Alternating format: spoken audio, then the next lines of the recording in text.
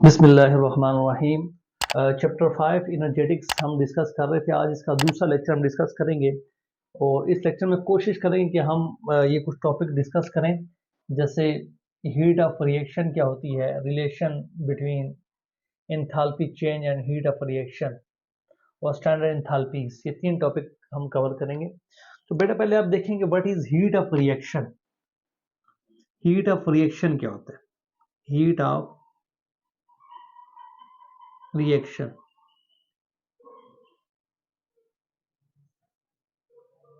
बड़ी heat of reaction simple, जब भी कोई रिएक्शंस होता है उस दौरान जो हीट एब्जॉर्ब होती है या रिलीज होती है, ठीक है, उसको हम हीट ऑफ रिएक्शन कहते हैं। ठीक है, हीट का एब्जॉर्ब होना, ठीक है, या इवॉल्व होना ड्यूरिंग केमिकल रिएक्शन, उसे हम हीट ऑफ रिएक्शन कहते हैं। ठीक है, एब्जॉर्ब्ड और evolved heat during chemical reaction. Chemical reaction के दौरान हीट का एब्जॉर्ब होना या रिलीज होना, उसे हीट ऑफ रिएक्शन कहते हैं। ठीक है, अगर आप एग्जांपल देखें, आपकी बुक में इसकी बहुत सी एग्जांपल्स हैं।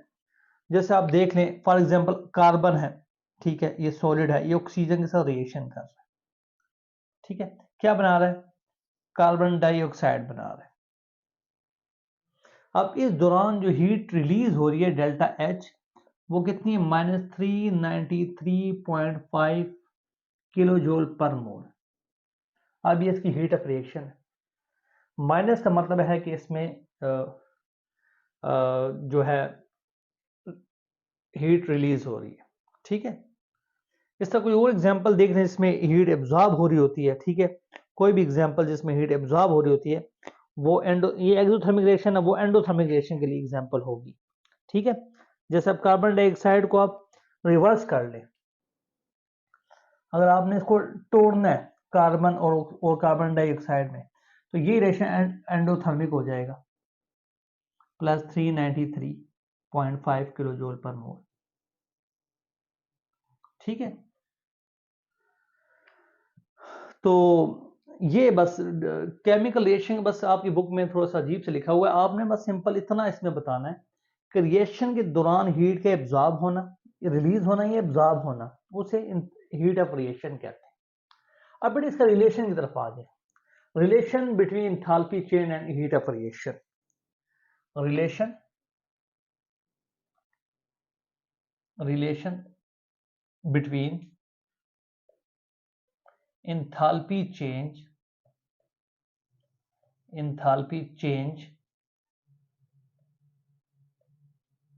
and heat of reaction इनका आपस में रिलेशन। बट रिलेशन यही है कि जो डेल्टा एच होता है ना, चेंज इन एंथैल्पी, वो ये डेल्टा एच इक्वल होता है प्रोडक्ट की एंथैल्पी माइनस रिएक्टेंट की एंथैल्पी की।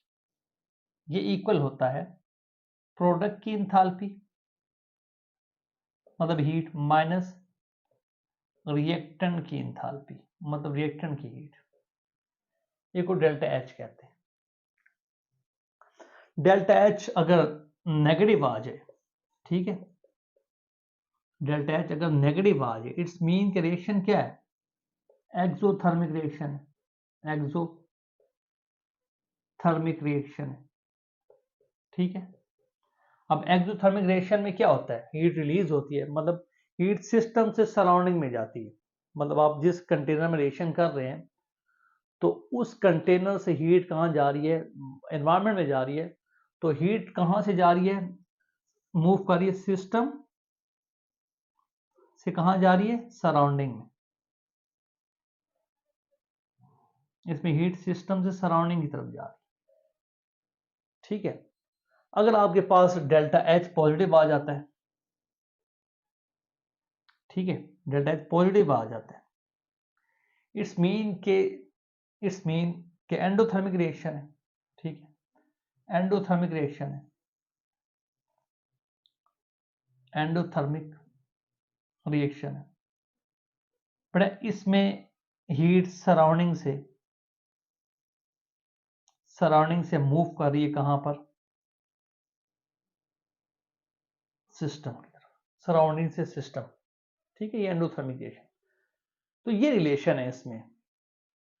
ठीक है, तो आप माइनस आएगा तो ये आपने ये बताना है, बस इस पे ये बातें आपने जस्ट आपने बतानी है। ठीक है, अब बेटे थर्ड टॉपिक की तरफ आ जाए, स्टैंडर्ड इंथैल्पीज। स्टैंडर्ड इंथैल्पीज की तरफ आ जाए, standard enthalpies, standard enthalpies third topic है जी। Standard enthalpies, enthalpies. ठीक है, इंथैल्पी हीट को कहते हैं। बेटा स्टैंडर्ड इंथैल्पीज को डिस्कस करेंगे वन बाय वन। ठीक है, तो स्टैंडर्ड इंथैल्पी को डिस्कस करने से पहले आपको कंडीशन पता होनी चाहिए। स्टैंडर्ड कंडीशन क्या होती है? Standard condition of heat of reaction, standard condition for standard heat of reaction. ठीक है, कोई भी हीट ऑफ रिएक्शन है ना, तो उसकी स्टैंडर्ड कंडीशन क्या होगी? Standard condition, standard condition. बड़े याद रखें, स्टैंडर्ड कंडीशन में प्रेशर, टेम्परेचर और सॉल्यूशन की कंसंट्रेशन आपको पता होना चाहिए।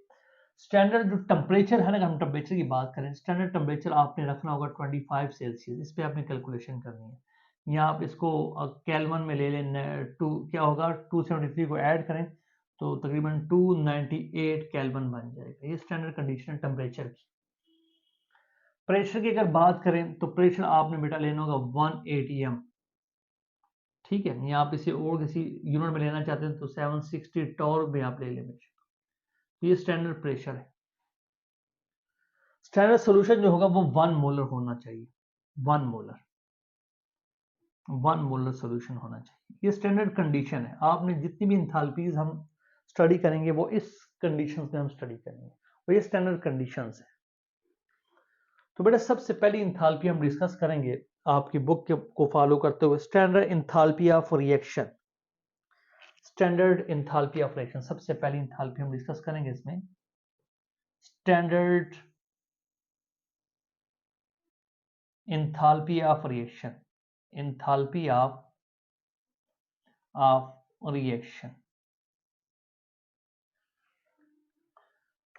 स्टैंडर्ड इंथैल्पी ऑफ रिएक्शन क्या है? आपने कोई भी इंथैल्पी लिखनी है ना, तो आप सेंटेंस स्टार्ट करें, इट इज इंथैल्पी चेंज। यहां से it is enthalpy change when reactant react to form a product. ठीक है, it is enthalpy change, it is enthalpy change, enthalpy change when reactant react to form product, react to form product। ठीक है, मतलब simple क्या है, कोई भी दो रिएक्टेंट मिल रहे हैं, क्या बना रहे हैं, प्रोडक्ट बना रहे हैं। उस दौरान जो एंथैल्पी चेंज हो रही है, enthalpy, standard enthalpy of reaction. Example दे लें, आपकी मर्जी कोई भी एग्जांपल लिख ले, जैसे मैंने ये एग्जांपल, ये इसी को अब ले लें। ठीक है, कार्बन प्लस ऑक्सीजन क्या बना रहा है, कार्बन डाइऑक्साइड बना रहा है। इसकी डेल्टा एच कितनी है, -393.5 किलो जूल पर मोल। तो ये आपके पास क्या है, स्टैंडर्ड एंथैल्पी ऑफ रिएक्शन। ठीक है, कोई और एग्जांपल ले लें आप। ठीक है, जैसे आपके पास वाटर की फॉर्मेशन है। ठीक है, 2H2 plus O2 goes to 2H2O। इसकी डेल्टा एच कितनी है स्टैंडर्ड कंडीशन में, इधर जीरो डालना है, इसका स्टैंडर्ड कंडीशन होता है -571 किलो जूल पर मोल। ठीक है, तो ये स्टैंडर्ड एंथैल्पी ऑफ रिएक्शन है। स्टैंडर्ड एंथैल्पी ऑफ रिएक्शन क्या है, मतलब इसमें रिएक्टेंट रिएक्ट करते हैं और प्रोडक्ट बनाते हैं, simple. It is enthalpy change. वो जो हीट चेंज होती है उससे हम क्या कहते हैं, स्टैंडर्ड इंथाल्पी ऑफ रिएक्शन। ये पहली होगी। दूसरी तरफ आते हैं,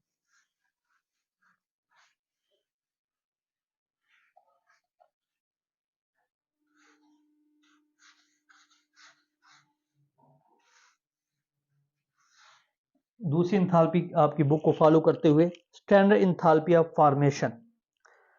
standard enthalpy of formation second number है स्टैंडर्ड इंथाल्पी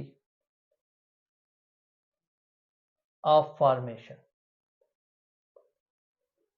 बेटा स्टैंडर्ड इंथाल्पी ऑफ फॉर्मेशन में आपने स्टार्ट कहां से करना है, इट इज इंथाल्पी चेंज से सेंटेंस स्टार्ट करना है आपका।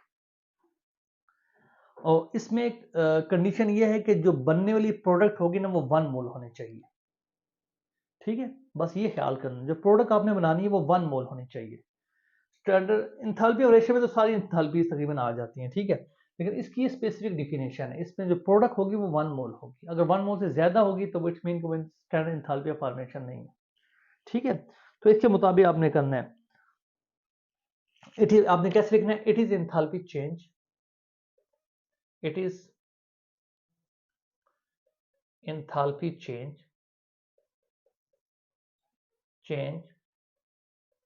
when reactants react to form 1 mole of product, 1 mole of product। इसमें जो 1 मोल का वर्ड है ये बहुत इंपॉर्टेंट है, 1 मोल ऑफ प्रोडक्ट। ठीक है, ये लफ्ज आपने बोला इंपॉर्टेंट है, 1 मोल ऑफ प्रोडक्ट इसमें बनेगी, प्रोडक्ट 1 मोल होनी चाहिए। ठीक है, आप एग्जांपल देखिए, आपको एग्जांपल से क्लियर हो जाएगा। स्टैंडर्ड एंथैल्पी फॉर्मेशन एग्जांपल देखिए, जैसे आपके पास बेटे एक एग्जांपल है, पहले आपकी बुक में S2 प्लस हाफ O2, ठीक है, गोज टू H2O। ठीक है, अब इसकी डेल्टा H कितनी है, इसकी delta H enthalpy of formation F लिखना है यहाँ पर, वो कितनी है, -285, -285.5 किलो जूल पर मोल। अब आप देखें ना, इसकी प्रोडक्ट जो है, ये देखिए इसकी प्रोडक्ट 1 मोल है, 1 मोल प्रोडक्ट बन गई यहाँ पर, इट्स मीन कि इंथाल्पी ऑफ फॉर्मेशन है, प्रोडक्ट 1 मोल होनी चाहिए। ठीक है, दूसरी एग्जांपल देखें आपकी बुक की, आपके पास एग्जांपल है जी, S सॉलिड फॉर्म में है। ठीक है, ये रिएक्ट कर रहा है किसके साथ, ऑक्सीजन के साथ, 3O2 एटॉमिक ऑक्सीजन के साथ, बैलेंसिंग के लिए 3/2 लगाया जाता है, ये बन जाएगा SO3 बन जाएगा। इसकी डेल्टा H कितनी है, इसकी डेल्टा H है, इंथाल्पी ऑफ फॉर्मेशन है -395 किलो जूल पर मोल। अब यहां पर भी आप देखिए प्रोडक्ट क्या है, 1 मोल है। ठीक है, तो यहां पर भी प्रोडक्ट 1 मोल है, यहां भी प्रोडक्ट 1 मोल है। तो इंथाल्पी ऑफ फॉर्मेशन में आपने याद रखना है कि जो प्रोडक्ट है वो 1 मोल होनी चाहिए। ठीक है, 1 मोल प्रोडक्ट होनी चाहिए। थर्ड पे आ जाए, थर्ड इंथाल्पी है enthalpy of combustion, standard enthalpy of combustion, standard enthalpy of combustion, enthalpy of combustion। ठीक है बेटे, इसमें तो आपको पता है प्रोडक्ट फॉर्मेशन में 1 मोल था, वो तो सिंपल रिएक्शन था। इसमें इंथाल्पी ऑफ कंबशन में जो बर्निंग कंपाउंड होगा ना वो 1 मोल होना चाहिए, बर्निंग कंपाउंड। देखिए इसकी डिफिनेशन है, it is enthalpy change, it is enthalpy change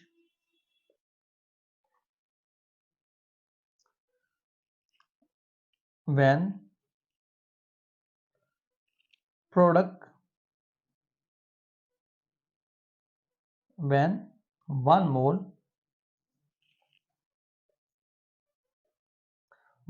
of a substance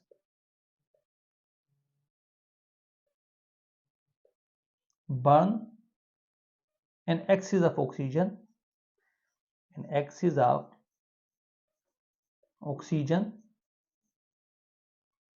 to form product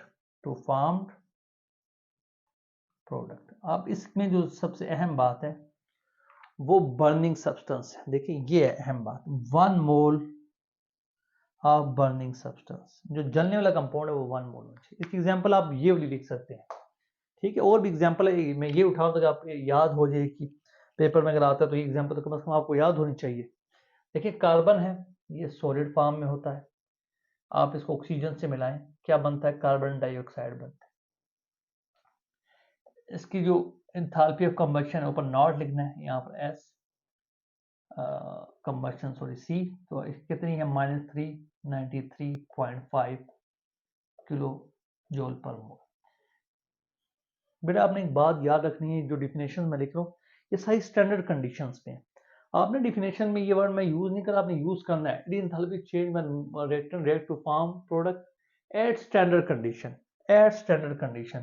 यहाँ पर भी एट स्टैंडर्ड कंडीशन, ये सारी स्टैंडर्ड कंडीशन पे आपने सेंटेंस इसमें आपने इन्वॉल्व करना है, ये लफ्ज आपने इंक्लूड करना है इसमें। तो आप देखें यहाँ पर बर्निंग कंपाउंड कार्बन, ये कितना है? यहाँ पर ये 1 मोल है। बर्निंग कंपाउंड जो है ना वो कितना होना चाहिए? 1 मोल होना चाहिए, ठीक है। तो इसे एंथैल्पी ऑफ कंबशन कहते हैं। तो इसके बाद देखिए बेटा, अगर कोई और एग्जांपल आप है आपकी बुक में तो और भी एग्जांपल्स हैं, ठीक है। मीथेन की है, वाटर की, आप देख लें, आपको नजर आ जाएगा इसमें बर्निंग कंपाउंड 1 मोल ही होगा, ठीक है। अब आज standard enthalpy of atomization 4, standard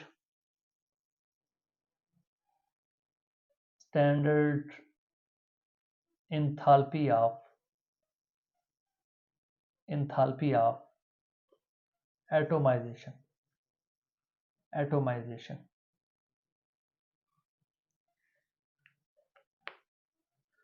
Standard, it is enthalpy change when an element convert into its atom, ठीक है। When 1 mole of gaseous atom are formed from its element, it is enthalpy change. It is enthalpy change when 1 mole gaseous atoms are formed from its element, ठीक है। When one mole of gaseous atom form from its element, 1 mole of gaseous atom are formed from its element, ठीक है। तो ये मतलब इसमें क्या होता है, एलिमेंट, एक एलिमेंट होता है, वो एलिमेंट जब एटम में कन्वर्ट होता है ना, एक वो जो एटम में कन्वर्ट होते वक्त एटम का 1 मोल होना चाहिए। जैसे आपके पास एग्जांपल है 1/2s2, ये एक एलिमेंट है, ठीक है। एलिमेंट क्या होता है? जो सेम टाइप ऑफ एटमों से बना होता है, इसको आपने एटम में कन्वर्ट कर दिया, ठीक है, एलिमेंट से एटम में। तो इस दौरान जो एनर्जी, अब इसको कन्वर्ट करने के 218 एनर्जी चाहिए, कितनी चाहिए? 218 किलो जूल पर मोल, ठीक है। इसके लिए शर्त है कि ये एलिमेंट से एटम में कन्वर्ट करने के लिए एनर्जी चाहिए होती है, लेकिन शर्त है कि जो एटम बनेगा वो 1 मोल होना चाहिए। देखिए ये 1 मोल है, ठीक है। जैसे क्लोरीन है, देखिए क्लोरीन है 1/2Cl2, ये एलिमेंट है, आपने इसको Cl में कन्वर्ट किया तो इसकी एनर्जी कितनी होगी? 121 किलो जूल पर मोल, ठीक है। तो किसी भी एलिमेंट को एटम में कन्वर्ट करते हुए जो एंथैल्पी चेंज होती है, सो लेकिन आपने साथ क्या लिखना है? स्टैंडर्ड कंडीशन पे, उसे हम क्या कहेंगे? Standard enthalpy of atomization. 5 number पे आ जाए।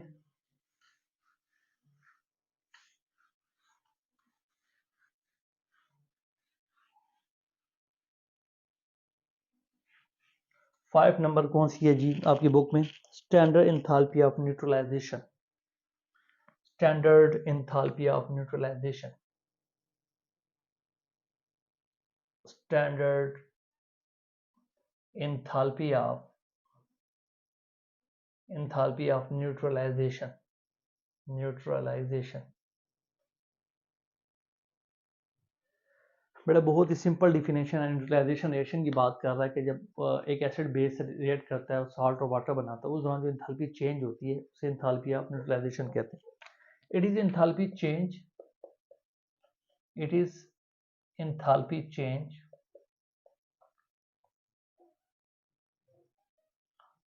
when acid react with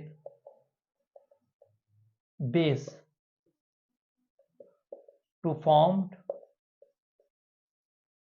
salt and water.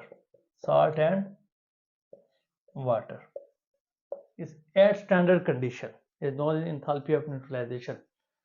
ठीक है, कोई भी सॉल्ट जब एसिड से सॉल्ट और एसिड रिएक्ट करते हैं तो उस दौरान जो एंथैल्पी चेंज होती है, जैसे आप देखें एग्जांपल के तौर पे आपके पास कोई भी एसिड है जैसे HCl है, ठीक है, वो बेस के साथ रिएक्ट कर रहा है, ठीक है, क्या बनाएगा इससे? ये माइनस प्लस, ठीक है, क्या बनाएगा? प्लस वाला माइनस के साथ तो NaCl बन जाएगा और साथ क्या बनेगा? वाटर बनेगा। ये दौरान जो एंथैल्पी चेंज होगी, न्यूट्रलाइजेशन N लिखेंगे यहाँ पर, वो कितनी होगी? -57 किलो जूल पर मोल। इसे एंथैल्पी ऑफ न्यूट्रलाइजेशन कहते हैं। ठीक है, it is enthalpy change when acid react with base to form salt and water. ठीक है, सॉल्ट और वाटर के बनने के दौरान जो एंथैल्पी चेंज होती है उससे हम क्या कहते हैं? एंथैल्पी ऑफ न्यूट्रलाइजेशन कहते हैं। 6 नंबर आ जाए, enthalpy of solution. Enthalpy of solution.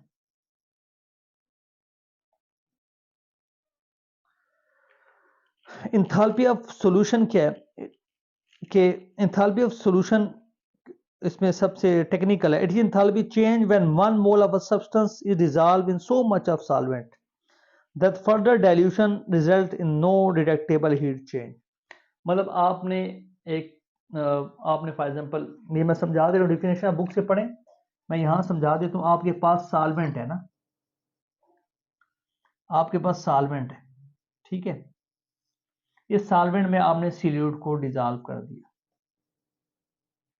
ठीक है, जो अब जब आपने सॉल्वेंट में सिल्यूट को डिसॉल्व किया तो आपको पता है कि सॉल्वेंट के मालिक्यूल सिल्यूट को सराउंड कर लेंगे, तो उस दौरान एनर्जी रिलीज होगी, या तो सल्वेशन होगी या हाइड्रेशन होगी, एनर्जी रिलीज होगी। जितनी एनर्जी मतलब जब हाइड्रेशन हो जाएगी एनर्जी से रिलीज हो जाएगी, फिर आप इसमें मजीद सॉल्वेंट डालेंगे, मजीद सॉल्वेंट मतलब डाइल्यूशन करेंगे। जब आप मजीद डाइल्यूशन करेंगे तो हीट में जो चेंज आएगा उसे आप डिटेक्ट नहीं कर पाएंगे। इसी को एंथैल्पी ऑफ सॉल्यूशन कहते हैं।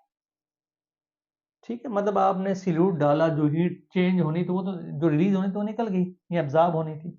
अब मजीद सॉल्वेंट डाल रहे हैं तो वो मजीद सॉल्वेंट डालने से जो डाइल्यूशन हो रही है, मतलब डाइल्यूट हो रहा है सोल्यूशन, तो हीट चेंज हो रही है लेकिन वो इतनी कम हो रही है कि वो डिटेक्ट ही नहीं हो रही, तो इसको कहते हैं एंथैल्पी ऑफ सॉल्यूशन। ठीक है, इसकी डिफिनेशन आप बुक से पढ़ें। इसके बाद है enthalpy of first electron affinity.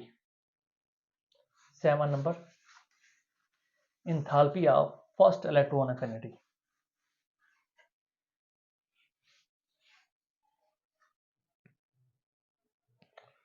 Seven number है जी, enthalpy of first electron affinity.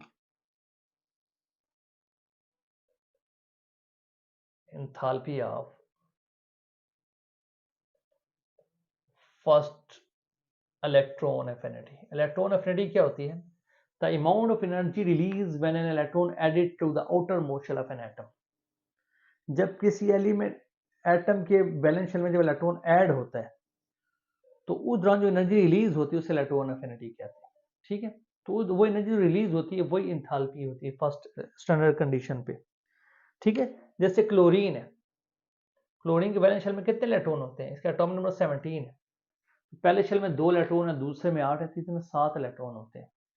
जब इसमें एक इलेक्ट्रॉन और आता है तो इस पर माइनस चार्ज आ जाता है, और इलेक्ट्रॉन ऐड होने से इसमें से एनर्जी क्या होती है, रिलीज होती है। वो एनर्जी कितनी है जी, इसकी इलेक्ट्रॉन एफिनिटी वो है -349 किलो जूल पर मोल। ये इंथैल्पी ऑफ क्या है, फर्स्ट इलेक्ट्रॉन एफिनिटी। ठीक, इसी एटम के वैलेंस शेल में इलेक्ट्रॉन ऐड हो रहा है, वो जो इससे एनर्जी रिलीज हो रही है वही इसकी इलेक्ट्रॉन एफिनिटी है। ठीक है, इसके बाद है लास्ट लेटेस्ट एनर्जी की डिफिनेशन भी अभी बुक में दी हुई है, 8 number, latest energy. Lattice energy, lattice energy,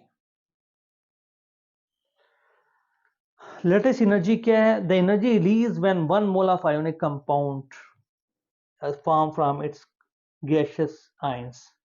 ठीक है, मतलब आपके पास Na+ ये गैसियस फॉर्म में था, क्लोरीन माइनस ये गैसियस फॉर्म में था, ये क्या बना रहे हैं, NaCl, ये सॉलिड बना रहे हैं। ठीक है, इससे इस दौरान जो एनर्जी रिलीज होती है, मतलब जब आयंस मिलते हैं, ठीक है, और आयंस मिलने के दौरान जो एनर्जी रिलीज होती है, जैसे -787 किलो जूल पर मोल, इसे लेटेस्ट एनर्जी कहते हैं। ठीक है, the energy release when 1 mole of ionic compound is form, the energy release when 1 mole of ionic compound is form is known as lattice energy. Lattice energy को आगे हम detail में भी पढ़ेंगे। ठीक है, बस यहाँ पर जस्ट आपको इसकी डिफिनेशन आनी चाहिए। ठीक है, इसमें मजीद भी कंसेप्ट हम आपको बताएंगे। तो ये इंथैल्पी, इसलिए बेटा ये लाजमी याद करें, इसमें से बोर्ड में शार्ट क्वेश्चन बनता है। ठीक है, और अक्सर वो ऐसे भी दे देते हैं, पिछली दफ़ा बोर्ड में ऐसा क्वेश्चन आया था, उन्होंने रिएक्शन दिया हुआ था और वो आपसे पूछ रहे थे बताएं ये क्या है, ये इंथैल्पी है, फॉर्मेशन है, कंबक्शन है। अब जैसे अब उन्होंने ये रिएक्शन दिया होगा, ठीक है, वो आपसे पूछेंगे बताएं ये क्या है, ये कौन सी इंथैल्पी है, तो आप कैसे अंदाजा लगाएंगे। इंथैल्पी रिएक्शन तो है, उसके अलावा आप देखें 1 मोल प्रोडक्ट बन रही है, सॉरी यहाँ पर आपने देखना है बर्निंग कंपाउंड, आपको थोड़ा सा कॉमन सेंस भी यूज करना होगा। ठीक है, यहाँ पर कंबशन क्यों, ये कंबशन ही होती है कार्बन डाइऑक्साइड की, तो ये बर्निंग कंपाउंड 1 मोल है, तो मतलब ये इंथैल्पी ऑफ कंबशन है। ठीक है, आपने इसको इंथैल्पी ऑफ फॉर्मेशन भी कह सकते हैं, 1 मोल प्रोडक्ट बन रही है, लेकिन आपने थोड़ा कॉमन सेंस भी यूज करना है कि बर्निंग के रेशन को आपको खुद ब खुद अंदाजा हो जाएगा कि ये बर्निंग के रेशन है, एक्सोथर्मिक रेशन है, हीट रिलीज हो रही है, कुछ चीज़ बर्न हो रही है। ठीक है, तो आई होप ये लेक्चर आपको समझ आया होगा, बस इसकी प्रैक्टिस करें आप।